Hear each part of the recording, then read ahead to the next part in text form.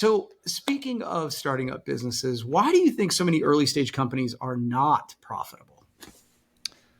Well, I think there are two big reasons. One, the natural default to start a company on a capital raise, I think is a little bit dangerous. Now, to be fair, there are some companies that if it's a big expensive thing to start, it just might not be realistic to bootstrap some early version of that's very inexpensive to get going. So I'll caveat that. But the default in the US is let's go raise a round.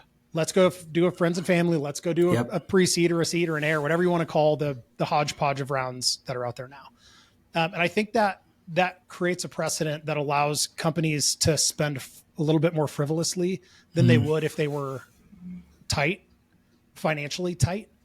The other part to that is once you start to experience a little bit of success, and by success, I mean revenue, things start to click and start to work. The natural tendency is to go and hire.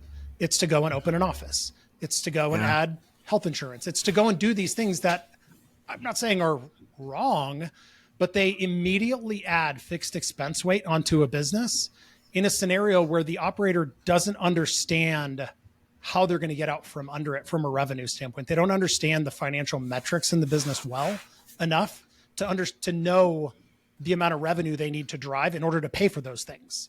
And at what marketing efficiency or ROAS they need to be at in order to pay for those things at that revenue level. So what do they need to be spending on advertising dollars? And I mean, it's complicated, but it's really, really important. And that is the number one thing that we see at Pentane constantly is companies that come in that are, they have good businesses, they have good revenue models. They're just overweight on fixed expenses, and it's easy to happen. I mean, those are lessons that I've learned the hard way too.